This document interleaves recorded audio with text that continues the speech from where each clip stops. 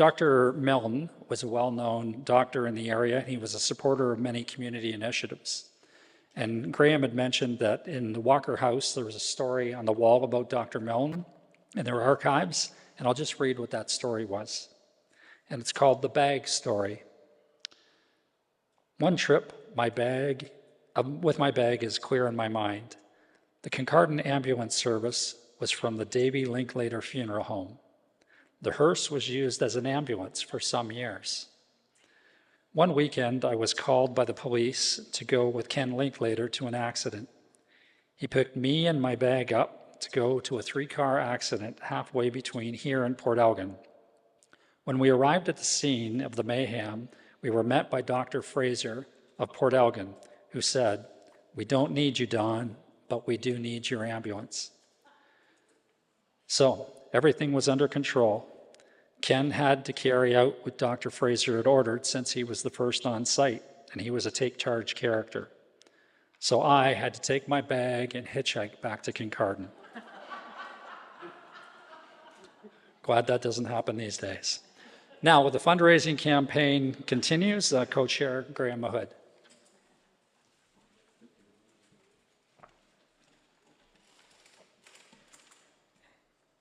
So why does the hospital have to raise, or the foundation rather, have to raise $18 million for the Kincardine Hospital? For that matter, why do we have to raise any money at all? We have a publicly funded healthcare system, don't we? And the answer, the province obviously doesn't pay for all the costs associated with the hospital, it pays for most. But there are two major exceptions. The first is medical equipment.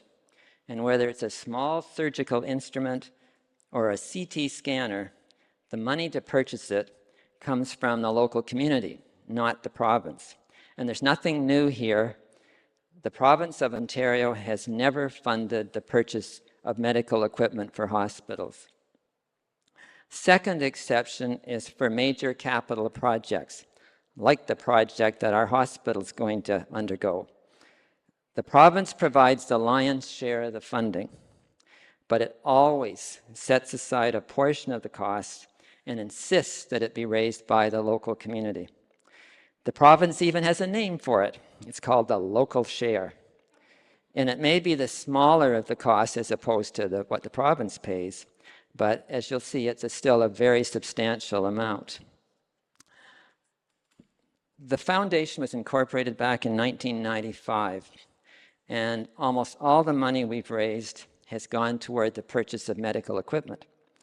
And as Catherine had mentioned, there hasn't been an upgrade to our hospital since 1988, so there were no major capital projects to fundraise for.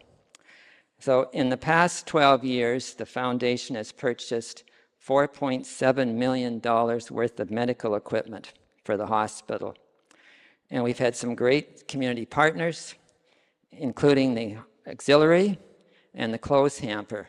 And both of those organizations have raised more than $400,000 for the foundation over the last 12 years alone. So let's get to the local share and how it's calculated. And we start with what the province pays, which is 100% of planning and design costs and 90% of what it calls eligible building construction costs. And everything else that's left over is the local share.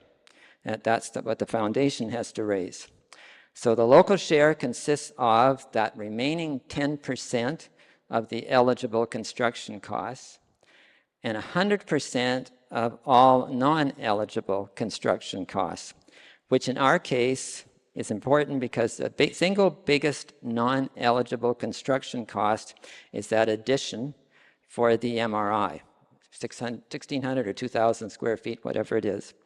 And remember that the province will provide operational funding only. The MRI machine itself and the space to house it are not being paid for by the province. So the foundation also has to pay 100% of all furniture and furnishings and equipment, including medical equipment. And since our footprint for the lab, MI, medical imaging, and the emergency department are going to be about 2.5 times bigger, there's going to be a lot of furniture and furnishings and equipment. We also have to pay 100% of all commissioning costs for the equipment. And if those last two items don't seem all that important, they come to about $5 million.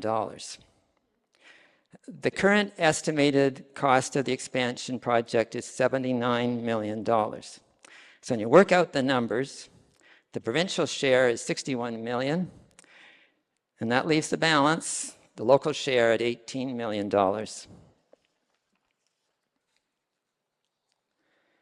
So that's a short version of why our target's $18 million. There's a slightly longer explanation.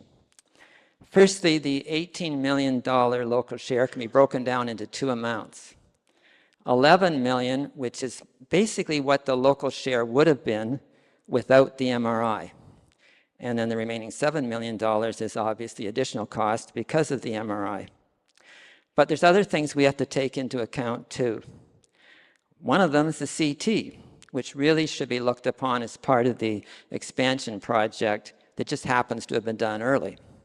And the cost to the foundation for the CT was $3 million. And then there are the ongoing medical equipment needs for the hospital. They carry on whether or not we've got an expansion project. And the foundation has budgeted $3 million for those needs over the next 4 years.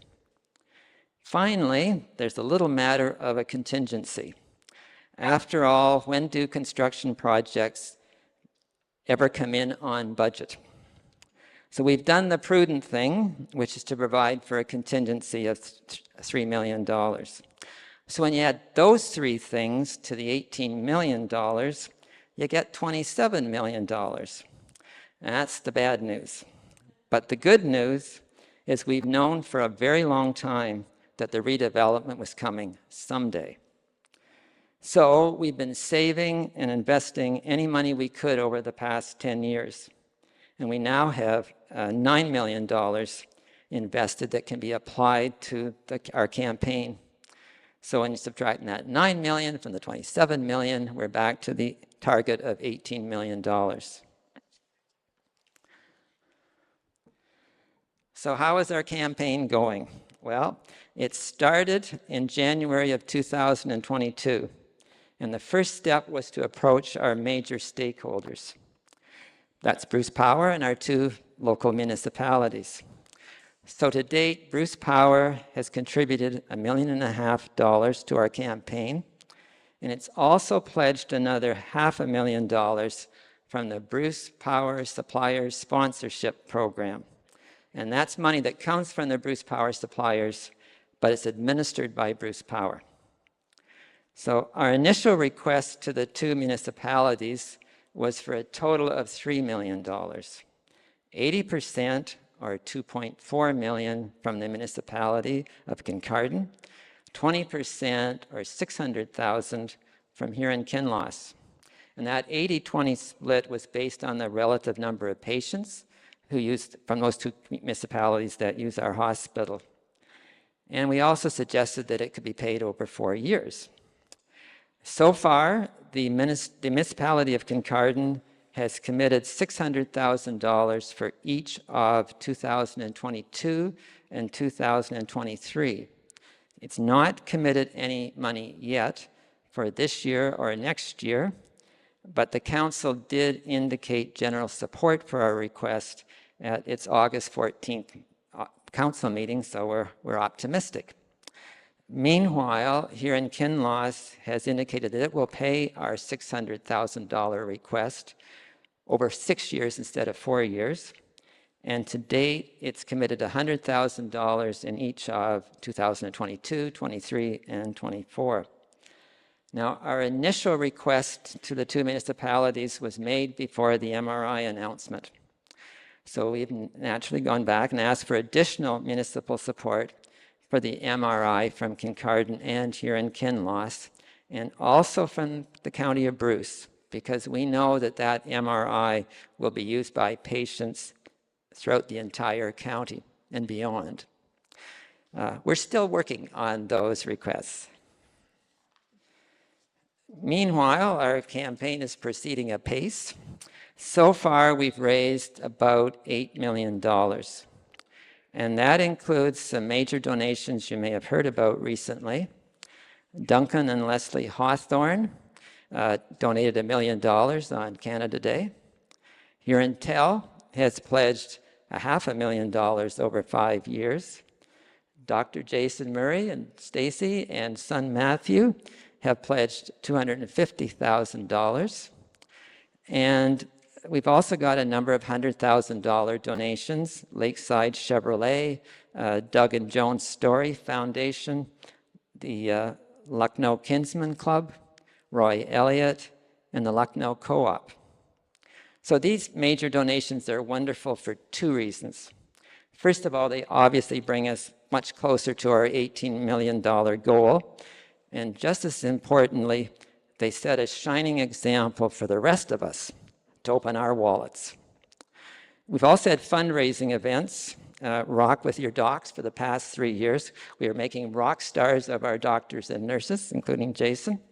It's also generated, those 3 have generated $150,000 for the foundation over those 3 years. And our special cruise night on August the 2nd generated $81,000, much of it through a matching donation night. But major donations and fundraising events are very important, and they give our campaign a great head start. But we're under no illusions. There'll never be enough to get us across the finish line. Our $18 million campaign's unprecedented. No one has ever tried to raise that amount before in our community. And relative to our population, it's probably also unprecedented for any hospital fundraising campaign in Ontario. Our local share, remember, is $18 million. Our population base is 20,000 people. Compare that to some other campaigns. I'll give you 2 examples. Aurelia, they had a $20 million campaign, but a catchment area of 70,000 people, 3.5 times our population. Or Peterborough, they have a $60 million campaign at the moment, but that hospital serves almost 600,000 people, almost 30 times our population. So we're only going to reach our target of $18 million with the support of the entire community. So the $8 million raised to date, about $6 million has been from donations over $100,000 and $2 million from donations under $100,000. And of course, most of those donations are substantially less than $100,000. But it's that number, that second number, the donations from $100,000 and less, that's absolutely critical for us to grow if our campaign is going to be successful. Our hospital urgently requires major upgrades. If it was a patient, our hospital would be on the critical list. Redevelopment of the hospital is necessary to ensure that we and our loved ones will receive top quality health care when we need it. But it can't happen without buy-in from everyone. So please help us. The future of health care in our community depends on it. Thanks.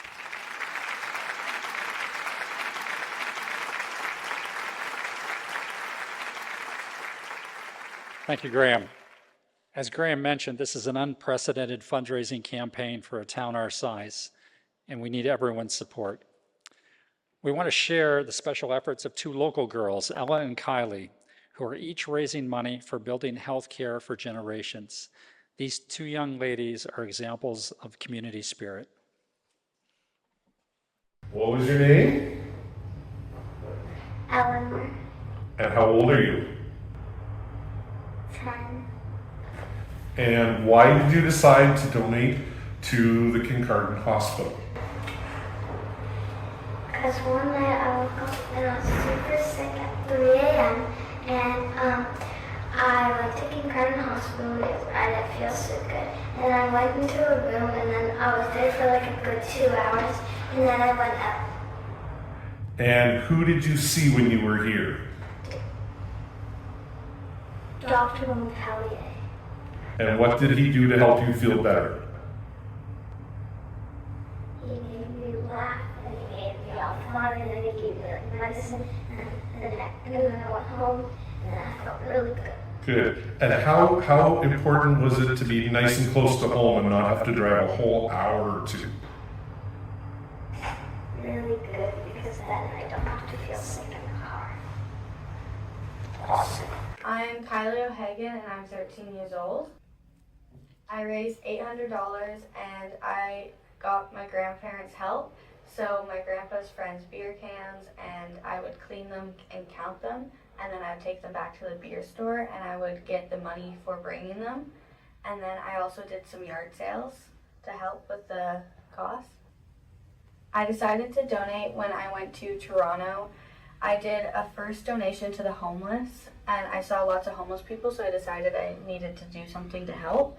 So Madame de Bien at Sacred Heart, they do an annual trip to Toronto to help donate to the homeless people. So I donated my first donation there, and then my second donation, I decided to bring it a little closer to home. So I decided to donate it to the Kincardine Hospital.